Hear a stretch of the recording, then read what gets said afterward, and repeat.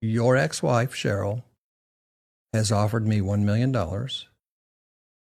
in the form of a loan to take you out at $100,000 a year. Each year, the loan will be forgiven, and then a new loan will be implemented for 10 years. Okay. And I'm like, why are you telling me? Why aren't you telling the FBI this? I did. Oh, okay. No, I okay. did. Okay, I was going to say. I did. And so I said, why are you telling me this? He said, because something's not right with her. And he said, he goes, she is going to try to kill you. And I'm not going to get pegged for it. Right. I said, do you understand that as soon as you walk out this door, I'm calling the Austin Police Department? He goes, that's why I'm here. Right. He goes, I know you will. And here's my number. And you can give them my number. He goes, I want them to interview me. I said, why?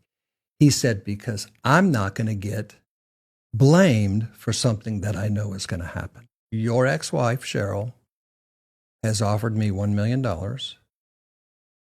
in the form of a loan to take you out. We're driving home. It's February, so it's cold out. And we're going down Grinnell in Molly's white Tahoe SUV. We get to the driveway, and we look down the driveway, and there's a SUV, and there's two cornfields, one on the right past our property, and there's a cornfield on the left. And there's a SUV with completely blacked out windows that had backed into a gravel road at where the trucks used to go in and harvest the corn or the soybeans. We lived there, I don't know how many years, 5 years, 4 years. Never seen a vehicle parked in that gravel road. It's February, there's no corn, right? Right. It's wintertime. So it's just a flat field. There's nothing there. I think to myself, that's really, really odd. And so I don't really say anything. And so Molly pulls in and she says, I'm going to get the Amazon. Amazon had left something at the gate. I said, I'm going to grab the mail. I'm like, kind of like a little uneasy. I go over to the mailbox, which is about 25 feet away. I pull the mailbox lid down and I reach in and I look out my peripheral vision, and the car, the SUV, starts to creep out on Grinnell and turn towards us. At that moment, it's like two knives going in my kidneys, my adrenal glands. My body dumps adrenaline. The adrenal glands sit right on top of the kidneys. It felt like somebody had stabbed me with two knives, and I kind of went like, almost collapse, and all my adrenaline dumped into my body. And I went, oh shit, something's not right. And so I close the mailbox and I walk back to the car, and I specifically try not to look. I don't look at the car. The car's creeping down Grinnell. Yeah. And I'm like, every step, something's not right. This is not good. I get to the car. I left the passenger. I never drive. Molly always drives. I left the passenger door open.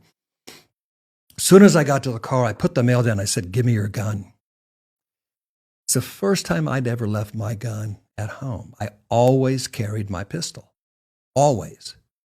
It's the first time in, I don't know, 2 years since we had them, that I didn't have my gun, my pistol. I said, give me your gun. She didn't say a word. She lifted up the thing and she took her 6-hour 365, handed it to me. I took it. I chambered around. I didn't keep a chamber around in it. She didn't keep around in it because the children. Right. I chambered around. As soon as I chambered and put a round in, a man with a green camo ski mask walks up, fast walk, to her car, her window. He's 6'5". He's 230 pounds. He's got a camo jacket on. He's got a camo ski mask on. He's got gloves on, and he's got a huge black pistol with a silencer barrel on the end, but no silencer, just the grooved barrel. Oh, okay. Immediately walks up to the car, puts the gun right to her temple, just as fast as he could. I took the gun and I went like this. I showed him my gun. His eyes went like this. His eyes got really big. I stepped back behind the car, behind the passenger seat, to the seat that's right behind the passenger. Right. Because there's 2 rows there on a Tahoe. Right. He takes the gun and points it right at me. As soon as he shifts the gun over to me, I shoot through the window. I shot through the window. I missed my wife's head by 4 inches because the bullet missed the back of the headrest.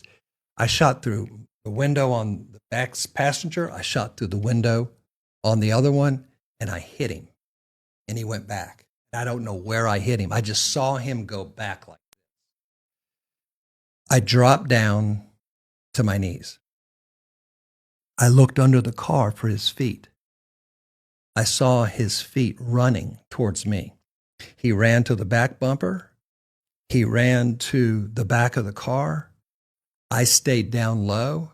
He comes around like this with the gun, and I shoot up 2 times, and I hit him. But when you're in a gunfight, you don't know if you're hitting someone. All you're doing, it's happening so fast as you're seeing bodies. You see him flail. He's flailing. He's running towards me, which didn't make any sense at all because I knew I hit him. Well, the adrenaline must have been shooting through him too. He might not even notice. The adrenaline is off the charts. Yeah. And people say fight or flight. There's not fight or flight. There's not. There's fight, freeze, fight, and then attack. Right. That's what there is. And there's a lot of people will freeze in that situation. He comes around. I hit him 2 times. I can hear Molly screaming, literally screaming for God. She's on the phone with 911. 911's hearing all the gunshots and hearing everything that's going on. And then I'm looking for his feet. I can't find his feet. I stick my head around the bumper, and he's already 40 to 50 yards down the road towards where the car was in the field. But the car's not there. Right. And so I say to him, I stand up and I go to the back of the car. I point my gun at him and I say, stop, stop or I'll, and I'm yelling it like a command. And I'm saying, stop or I'll shoot, stop or I'll shoot, turn around, stop or I'll shoot. And he turns around. As soon as he turns around like this. And as soon as he turns around, he said to me, you're a dead man. Okay. That's not a good conversation. That's not a good start. Not with somebody who was a professional sniper. Right. And I went, okay, what do you mean? He goes, your ex-wife, Cheryl, has offered me $1 million in the form of a loan to take you out at $100,000 a year. Each year the loan will be forgiven, and then a new loan will be implemented for 10 years. Okay. And I'm like, why are you telling me Why are you telling the FBI this? I did. Oh, okay. Okay, I was going to say. I did. And so I said, why are you telling me this? He said, because something's not right with her. And he goes, she is going to try to kill you. And I'm not going to get pegged for it. Right. I said, do you understand that as soon as you walk out this door, I'm calling the Austin Police Department? He goes, that's why I'm here. Right. He goes, I know you will.